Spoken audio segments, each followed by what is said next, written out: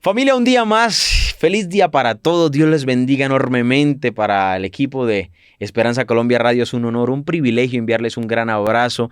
No importa el vituperio por el cual estés pasando, Dios tiene siempre una solución para ti.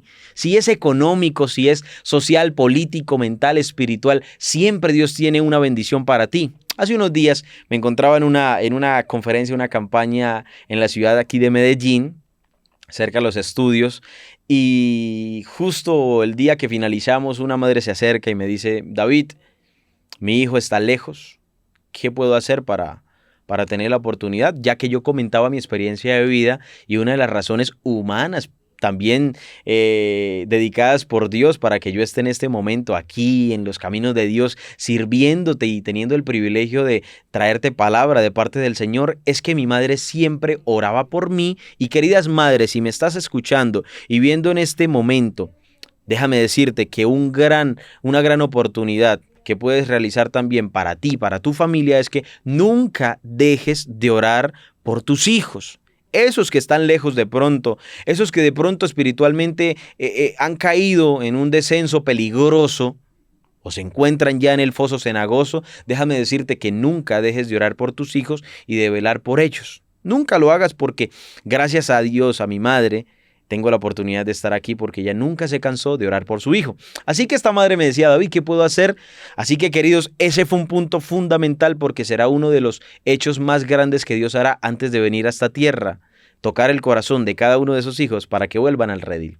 Hoy vamos a hablar de un tema bien interesante y sé que será de gran bendición para todos. Será muy corto pero sustancioso. Vamos a hablar sobre el miedo. Dice una típica frase de un conferencista muy conocido llamado Daniel Javif. Dice: el miedo no te vence, sino se utiliza para vencer.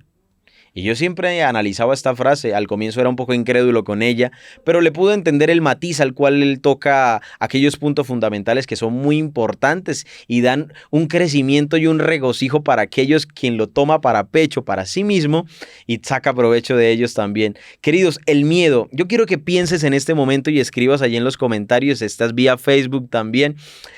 Quiero que escribas ¿a qué le tienes miedo? Y no quiero que vayas a decir de pronto: le tengo miedo a estar encerrado en una jaula con un tigre, porque todos le tenemos miedo a eso. ¿A qué le tienes miedo? Yo quiero contarte a nivel físico. Le tengo miedo y suena a veces como un poco turbio, ¿verdad? Y hasta tonto de cierta manera. Pero es que a mí no me da miedo los ratones. No entiendo cuando a las mujeres por lo menos le da miedo los ratones. Y yo decía: ay, pero ¿por qué le tiene que dar miedo un ratón? ¿Qué te va a hacer un ratón? No te va a hacer nada. Yo no le tengo miedo de pronto a las serpientes, porque sé cuáles son venenosas y sé cómo agarrarlas, ¿verdad? Cómo tomarlas y cómo trabajar con ellas. Pero le tengo miedo a los insectos. Es increíble, pero le tengo miedo a los insectos. No me gustan los insectos. Quiero contarte una anécdota. Una noche estaba yo descansando, ya era como medianoche, pasada la medianoche, y estaba yo en mi cama descansando tranquilo cuando siento que me cae una cucaracha del techo. Cuando me cayó esta cucaracha, yo literalmente pegué un brinco, salté, encendí a golpes todo lo que tenía alrededor. Yo creo que tumbé la ropa, tumbé todo lo que había por ahí, todo quedó en el piso. Y yo me imagino la cucaracha allá al fondo en la puerta mirándome como asustada, pero por decir: este tipo está loco. Está loco. Tumbó todo por miedo a mí, como si yo le fuera a hacer algo. Simplemente yo creo que la cucaracha se tropezó y terminó cayendo encima mío y ya. Pero no me gusta tomar los insectos. No porque me vayan a hacer algo, sino porque no me gusta, me da como fobia, pánico los insectos. Todos tenemos algo a lo cual tememos muchas veces en la vida, ¿verdad? Y quiero iniciar con una frase que yo creo que muchos nos han dicho. Y dice de la siguiente manera: si te va mal en la vida, si te va mal, es porque estás lejos de Dios. Repito, si te va mal en algo, es porque estás lejos de Dios. Querido, yo creo que a todos por lo menos una vez nos han dicho esta frase. De pronto la madre nos ha dicho: mira, muchas veces de pronto en su ignorancia, ¿verdad? En su conocimiento: si te está yendo mal en un negocio, eso es porque está lejos de Dios, porque está mal. Si te está yendo mal con tu pareja o en algunos asuntos, eso es porque está mal y está lejos de Dios. Cuando una persona de pronto le da una enfermedad, de pronto dicen algunas, eso es porque está lejos de Dios, porque se ha alejado de Dios y Dios le envió esto o permitió en su vida. Querido, déjame decirte que es una falsa falacia, es una mentira, es completamente erróneo.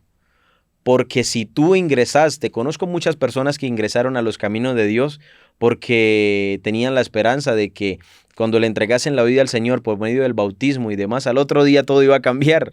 Todo iba a ser fructífero, iba a ser una bendición, ¿verdad? Como el tema que tuvimos hace unos días que fue trimestre de gloria. De pronto todo iba a ser, en 3 meses va a cambiar todo enseguida. Y claro que Dios puede hacerlo en nuestras vidas. La cuestión es que sucede algo bien interesante. Cuando estás lejos de Dios y de pronto recuerdas los tiempos en los cuales estuviste en los caminos del enemigo, simplemente estás como quien dice bailando en el plato del enemigo. El enemigo ni te voltea a mirar porque ya estás en su redil.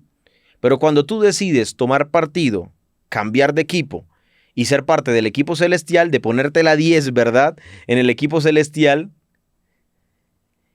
ahí cambian las cosas, querido. Porque cuando tú sales del redil del enemigo y entras al redil de Dios, ahí el enemigo entras en su punto y eres como el tiro al blanco para él. Porque su trabajo va a doblegar y a duplicar y a triplicar su trabajo para hacerte caer y volver a su camino, que reniegues de Dios. Querido, a Job, Satanás nunca el ideal fue quitarle todas las cosas para dejarlo en bancarrota. No.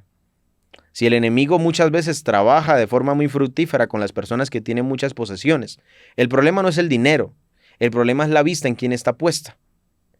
¿Sabes cuál era el deseo de Satanás realmente? Era que Job dudase de Dios.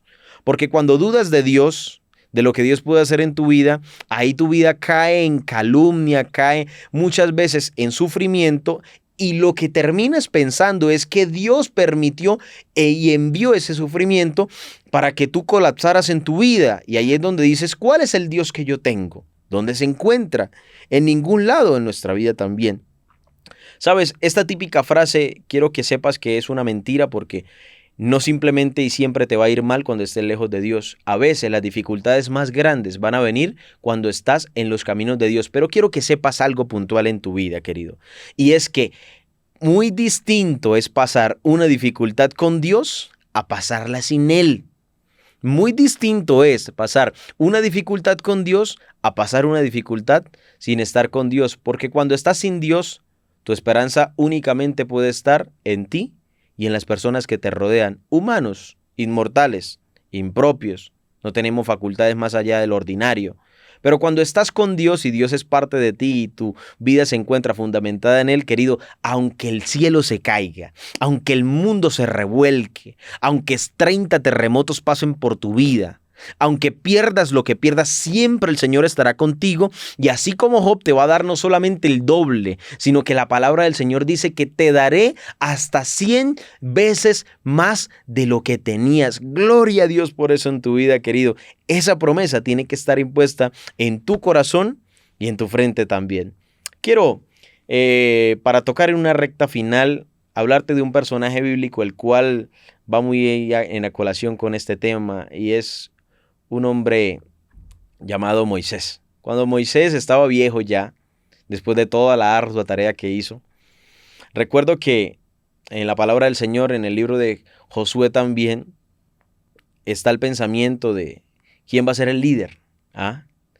Y el Señor empieza a hacer como un censo y un sondeo en todo el pueblo de Israel, quién está capacitado y no solamente capacitado, sino quién está dispuesto para hacerlo también y tiene las facultades para poder hacerlo.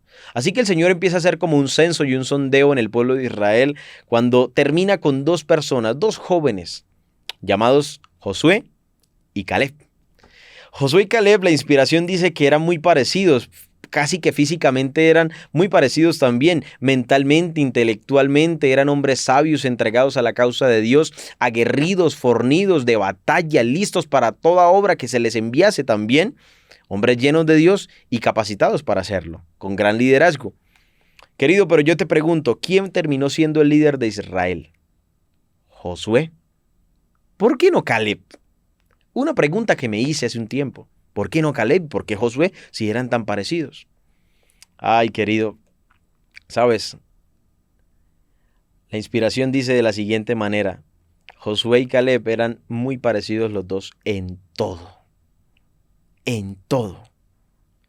Pero hubo una razón, la única razón por la cual Dios escogió a Josué y no a Caleb para decidir sobre el pueblo de Israel, y fue porque Josué pasaba más tiempo a solas con Dios. Querido, palabras más, palabras menos, yo creo que tenemos la enseñanza todos, ¿verdad? Ahí está la clave. ¿Cuánto tiempo pasas a solas con tu Dios? Yo no sé si de pronto eres de las personas que, como me pasaba a mí, o como le pasa a algunos amigos a veces, que dicen: David, yo salgo corriendo para el trabajo, tengo 10 minutos para tomar el transporte y para estar en cada lugar, para llegar temprano y que no de pronto me echen del trabajo o tener un memorando.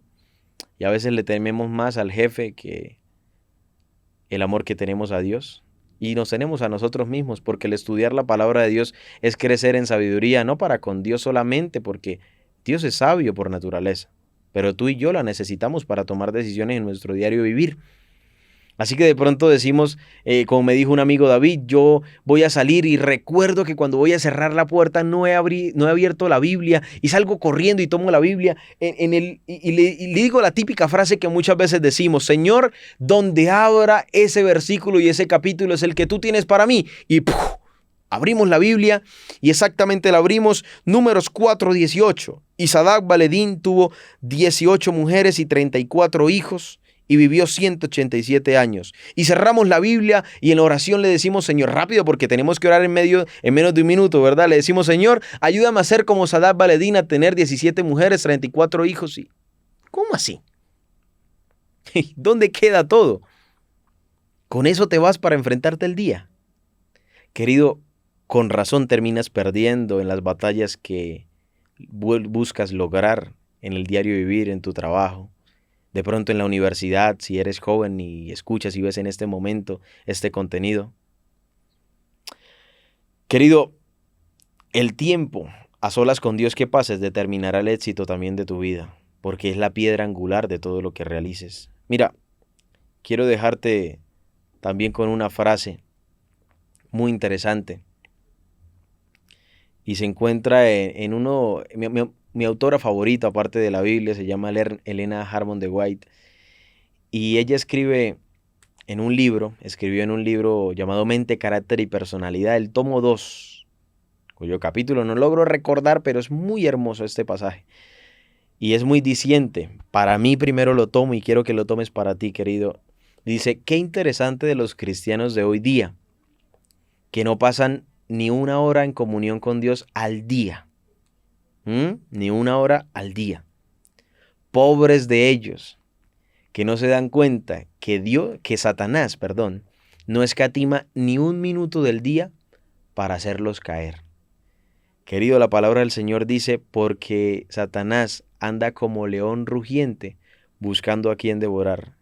Yo no sé si de pronto el enemigo te ha dado un par de mordiscos ya, pero si aún tienes raciocinio y tienes la oportunidad y la facultad de tener y de buscar a Dios, búscalo aún, que puede ser hallado. Querido, Dios te bendiga y que nos ayude a ser como Josué, un hombre entregado, que aunque tuvo miedo antes de enfrentarse con la gran Jericó, a los 7 días perseveró, y a los 7 días las murallas estaban en el piso y conquistaron un gran botín. Así y más grande es el botín que tiene Dios para tu vida. Sigue perseverando en el Señor, sigue esperando en Él. Cristo viene pronto. No te desanimes por nada del mundo, porque su palabra es verdad. Dios te bendiga y Dios te guarde hoy y siempre.